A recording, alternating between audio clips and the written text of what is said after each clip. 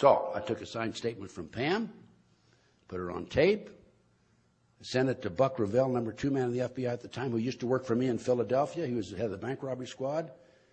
And I told Buck and the FBI, I said, you guys, I said, first you try to prosecute me in Dallas. It was right here in Dallas, by the way. With your investigation, 3 investigations and all. I was 2 days away from being indicted by a grand jury here, by the way. That's another story, and I don't have time to tell it. I said, first you try to get me in Dallas, and now you set this girl up on me. I said, you guys are Bush.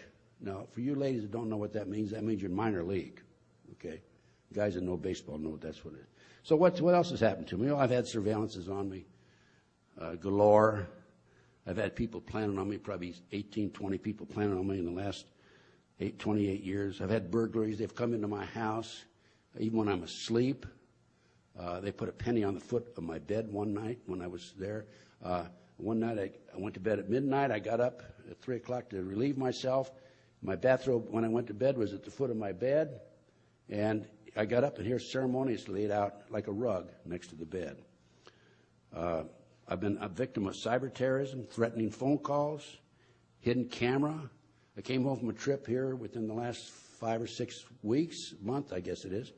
I was looking for a file on the table that I had in my apartment, my house in Claytonia, and I couldn't find it. I was looking through, and I had a phone call, 8:27 a.m., and a male voice says, did you find the file?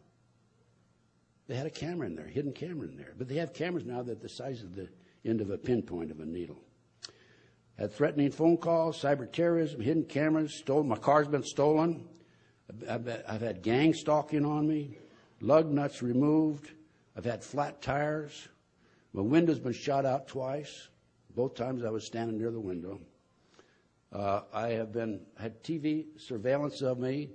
They can monitor you through the cable television, by the way, even if it's off. I've had threatening letters, and most recently, I've been the victim of a disinformation program by a guy named Stu Webb and other individuals. And Stu Webb has actually put out word that I was kicked out of the FBI for practicing satanic ceremonies in the federal building. Okay, and you know what?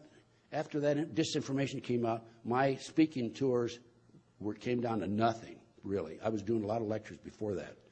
And we have enough idiots out there that believe this off the internet, because it's on the internet, that it really affected my opportunity to get the word out. But this is what they had in mind. It's called a disinformation program. And then the most recent thing, and I will close in just a minute. I have 1 minute left, but I was late starting, right?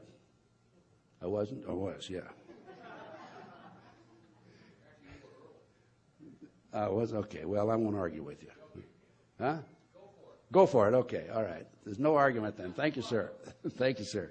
But the latest thing to me is I moved a year ago last May, a year ago last May, from Las Vegas, Nevada. I had a condominium there. I had next door was somebody I never saw, and across the hall was an individual who was a security guard. And I'm sitting at my desk, and I can't think. I don't know what's happening. I can't read. I can't do it. I realize that something's happening to me. A friend of mine came in about 11:30 night. Said, "You're sick. Call the paramedic." Paramedics came, took my blood pressure to get to the hospital. I had blood pressure of 242 over 119. And so I knew that there was a serious problem. I had blood tests, and I had arsenic and cyanide in me. I was being poisoned, and I knew this. Within 2 weeks, I left Las Vegas, called John DeCamp in Claytonia, Nebraska, and I said, "John, I'm getting out of here." He said, "Come on back. I've got a place for you to stay." And I now live in Claytonia, Nebraska, about 2 blocks from John DeCamp. Anyway, I was being poisoned. And there's other stories about the poison. They've tried to poison me when I'm driving down the street. They have a device that you put in the back of a car, and they pump the poison out, and you're behind it, and you can't. They block you in. Car in the front, car beside you, car behind you. But it hadn't worked because I've caught on to it. But anyway, I was being poisoned in Las Vegas in my condo, and I was able to overcome that. As soon as I moved, I just loaded up on vitamins and what have you. Okay, I was asked a few moments ago before I came on board the reason for the terrorist movement. By the way, the reason for the terrorist movement is they create these terrorist acts. The government does this covert operation in order to establish the Homeland Security, and in order to write the Patriot Act, take away our constitutional rights and civil liberties. There are prison camps that have already been set up. There are railroad cars, three-tier railroad cars, and I've seen them personally, that have shackles in them. I didn't see the shackles, I saw the car.